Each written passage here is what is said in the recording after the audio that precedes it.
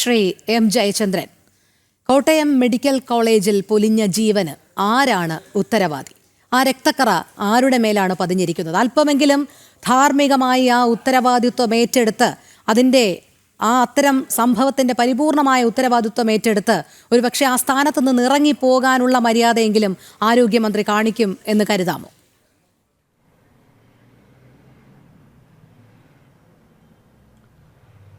ഈ ഇന്നത്തെ Kottayam medical college ആശുപത്രിയിൽ ഉണ്ടായ ദുരന്തത്തിൽപ്പെട്ട് ജീവൻ വെടിയേണ്ടി വന്ന ബിന്ദു എന്ന നിസ്സഹായ വീട്ടമ്മയുടെ മരണത്തിൽ ഞാൻ ചരമാഞ്ജലി അർപ്പിക്കുന്നു. ആദ്യം തന്നെ രോഹിണിയുടെ ചോദ്യത്തിലേക്ക് വന്നാൽ, ഇത് അത്യന്തം ദാരുണമായ എന്ന് മാത്രമല്ല ഹൃദയഭേദകമായ ദുരന്തം തന്നെയാണ്.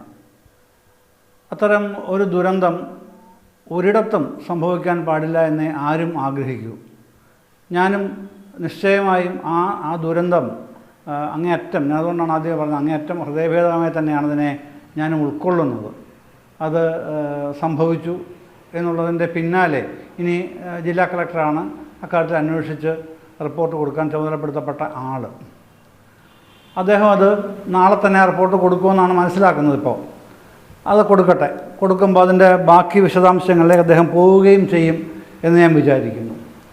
ഇപ്പോൾ നമുക്ക് തുടക്കത്തിൽ തന്നെ ഈ പ്രശ്നം നമ്മളൊന്ന് അന്വേഷിക്കുമ്പോൾ, അതറിയാൻ ശ്രമിക്കുമ്പോൾ മനസ്സിലാവുന്ന ഒരു പ്രശ്നം, ഇതിൻ്റെ അകത്ത് ഏറ്റവും പ്രധാനമായിട്ട് ഞാൻ കണ്ട ഒരു കാര്യം,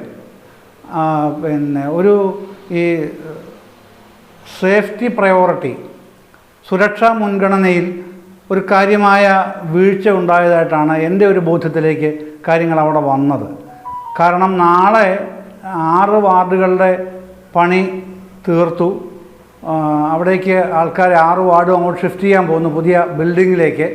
അപ്പോൾ അതിന് പ്രാധാന്യം കൊടുത്തുകൊണ്ട് നിൽക്കുന്ന ഒരു സംവിധാനമാണ് ഇപ്പോൾ അവിടെ ഉള്ളതെന്നാണ് ഞാൻ മനസ്സിലാക്കിയത്, അറിഞ്ഞിടത്തോളം. ഏതായാലും അവിടുത്തെ എത്രയാണ് 70 പേരാണ് ഒരു വാർഡിലുള്ളത്. 742 420 പേര് നാളെ അങ്ങോട്ട് മാറ്റുകയാണ് രാവിലെ. അപ്പോൾ പ്രയോറിറ്റി അതിനായി പോയി എന്നുള്ളൊരു പ്രശ്നം അവിടെ പ്രധാനമായിട്ട് വന്നതായിട്ടും എൻ്റെ ഒരു ധാരണയിലുണ്ട്. അപ്പോൾ ആ ഒരു പ്രയോറിറ്റി ലാപ്സ് അല്ലെങ്കിൽ സേഫ്റ്റി പ്രയോറിറ്റി അവഗണിക്കപ്പെട്ട ഒരു സാഹചര്യം നിശ്ചയമായും കളക്ടറുടെ ഏറ്റവും പ്രധാനപ്പെട്ട പരിഗണനയിലുണ്ടെന്ന് തന്നെയാണ് ഞാൻ മനസ്സിലാക്കുന്നത്. അതന്വേഷിക്കട്ടെ. നടപടി നിശ്ചയമായും ഉണ്ടാവണം. അത് മുൻകൂട്ടി എന്ത് നടപടി എന്ന് ആർക്കും പറയാൻ കഴിയില്ല. പക്ഷേ താങ്കൾ ചോദിച്ചൊരു ചോദ്യമുണ്ടല്ലോ, ഇതിൻ്റെ ധാർമ്മിക ഉത്തരവാദിത്വം ഏറ്റെടുത്ത് വീണ ജോർജ് രാജിവെക്കുമെന്നാണ് താങ്കൾ ഡയറക്റ്റായിട്ട് ഉന്നയിച്ച ചോദ്യം. രോഹിണി, അത് പറയുമ്പോൾ ഇപ്പോൾ പ്രൊഫസർ എ.ജി. ജോർജ് പറഞ്ഞ വികാര വിക്ഷോഭത്തോട് ഞാനും വിയോജിക്കില്ല. കാരണം പ്രതിപക്ഷത്തിൻ്റെ ഉത്തരവാദിത്വം തന്നെയാണ് ഇത്തരം കാര്യങ്ങളിൽ ഗവൺമെൻറ്റിനെ നിശ്ചിതമായി വിമർശിക്കുക എന്നുള്ളത്. അദ്ദേഹം വെറുതെ വിമർശിക്കുകയല്ല ചെയ്തത്, കാര്യകാരണ സഹിതം അത് എങ്ങനെയൊക്കെയാണ് ഒരു കുടുംബത്തിനെ ബാധിക്കുന്നത്, അല്ലെങ്കിൽ അദ്ദേഹം വൈകാരികമായി എങ്ങനെയാണ് അത് ഉൾക്കൊള്ളുന്നത്, അതൊക്കെ ചേർത്താണ് അദ്ദേഹം പറഞ്ഞത്. പക്ഷേ താങ്കൾ ചോദിക്കുമ്പോൾ പ്രതിപക്ഷത്തിൻ്റെ രീതിയിൽ അങ്ങനെ ചോദിച്ചതിലാണ് എനിക്കൊരു വിയോജിപ്പുള്ളത്. കാരണം ഈ ഒരു ദുരന്തത്തിൻ്റെ പേരിൽ വീണ ജോർജ് രാജിവെക്കണം, ആരോഗ്യമന്ത്രി രാജിവെക്കണം എന്ന് പറയുന്ന താങ്കൾ ഒരു ചെറിയ ഒരു സംശയം ഞാൻ അങ്ങോട്ട് ചോദിക്കുകയാണ്. ഈ നമ്മുടെ എയർക്രാഫ്റ്റ് ദുരന്തത്തിൽ അഹമ്മദാബാദിൽ വിജയ് രൂപാണി മുൻ മുഖ്യമന്ത്രി ഉൾപ്പെടെ മരിച്ച ദുരന്തമാണെന്ന് ഓർക്കണം. ഒരാളും പറഞ്ഞില്ലല്ലോ ഏവിയേഷൻ മിനിസ്റ്റർ രാജിവെക്കണമെന്ന്. താങ്കളെപ്പോലുള്ളവർ എന്താണ് അതിനുവേണ്ടി ആവശ്യപ്പെടാതിരുന്നത്? എന്താണ്? അതുപോലെ പഹൽഗാം ഭീകരാക്രമണത്തിൽ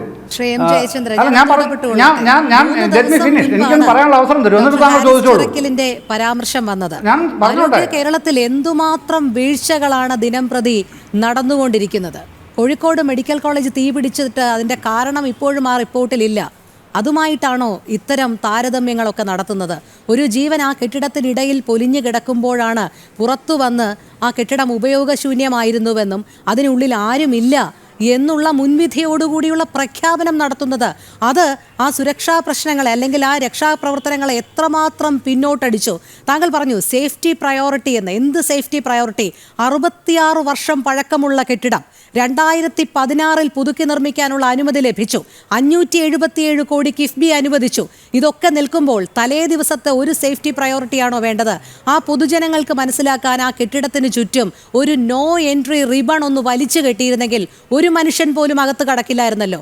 അപ്പോൾ അവിടെ ഉപയോഗിക്കാൻ വേണ്ടി വിട്ടുകൊടുത്ത് ഒരു ജീവൻ പൊലിഞ്ഞപ്പോൾ അതെങ്ങനെയോ അവർ അവിടെ കയറി കൂടിയതാണ് എന്നുള്ള ന്യായീകരണമാണോ വരുത്തി തീർക്കുന്നത്?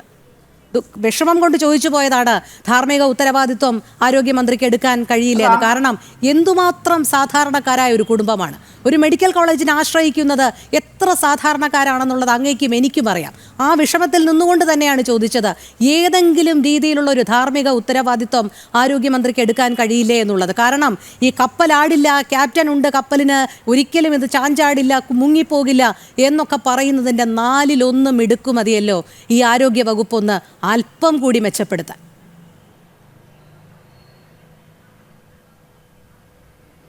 അല്ലത് അങ്ങനെ സ്കിപ്പ് ചെയ്യാൻ കഴിയില്ല രോഹിണി. താങ്കൾ എന്നോട് ചോദ്യം ചോദിച്ചു. ആ ചോദ്യത്തിന് സ്വാഭാവികമായി ഉത്തരം പറയാൻ, ഈ ചർച്ചയിൽ പറയാനുള്ള ഒരു മിനിമം അവസരം എനിക്ക് വേണ്ടേ? ഞാനതല്ലേ പറഞ്ഞുള്ളൂ. ആ ഉത്തരമാണ് ഞാൻ പറയുന്നത്. താങ്കളുടെ ചോദ്യത്തിനുള്ള ഉത്തരമാണ്. അതിനുശേഷം വന്ന ഈ സബ് ക്വസ്റ്റ്യൻസിനുള്ള ഉത്തരമല്ല. ആദ്യം സ്ട്രെയിറ്റ് ആയിട്ട് ആ ചോദ്യത്തിലേക്ക് തന്നെ വരണമല്ലോ.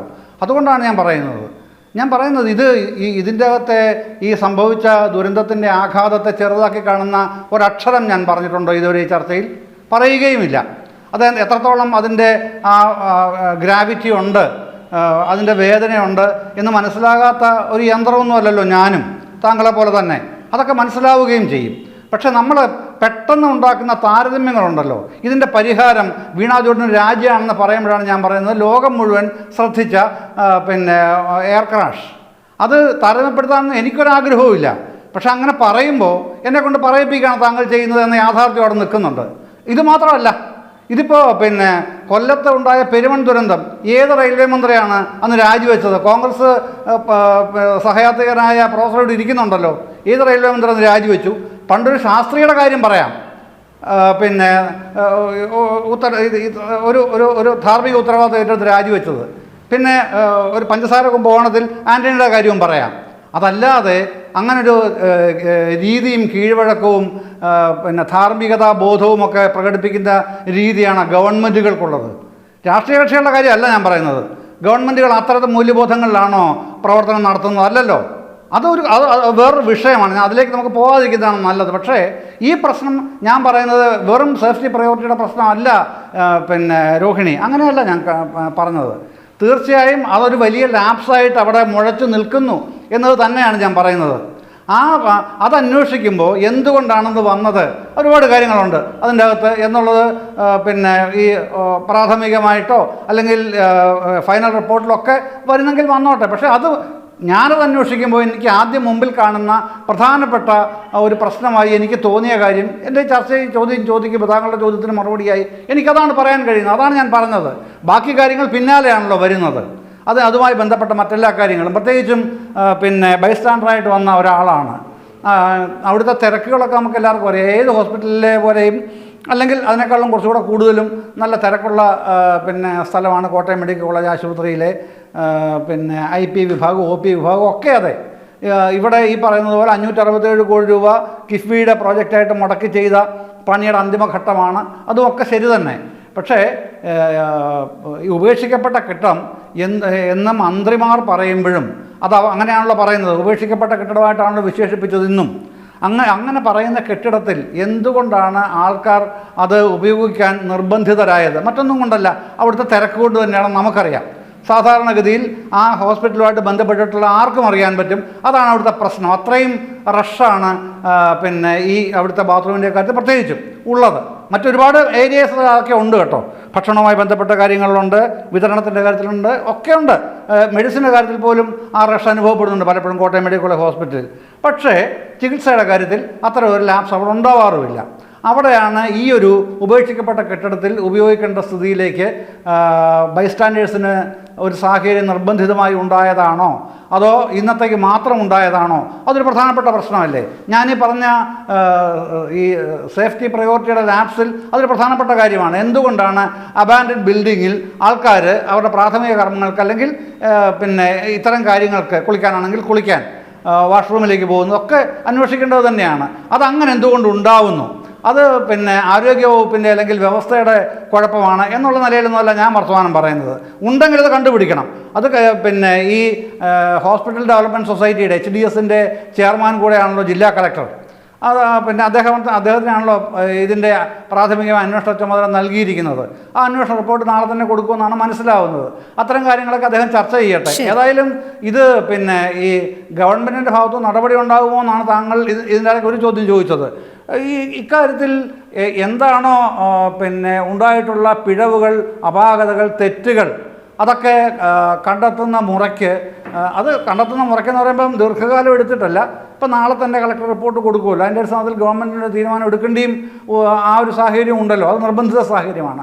ഗവൺമെൻറ് ഇക്കാര്യത്തിൽ ആക്ട് ചെയ്യാനുള്ളത് റിപ്പോർട്ട് കിട്ടിക്കഴിഞ്ഞാൽ ഉടൻ അതുണ്ടാവണം. കുറ്റക്കാരെ മാതൃകാപരമായി ശിക്ഷിക്കുന്നത് പൊതുസമൂഹത്തിന് കാണണം. അതുതന്നെയാണ് എൻ്റെയും ആവശ്യം. അതുതന്നെയാണ്. ആ ആവശ്യത്തിൽ ഞാനും ഉറച്ചു നിൽക്കും എന്നാണ് പ്രാഥമിക ഘട്ടത്തിൽ എനിക്ക് പറയാനുള്ളത്. ശരി.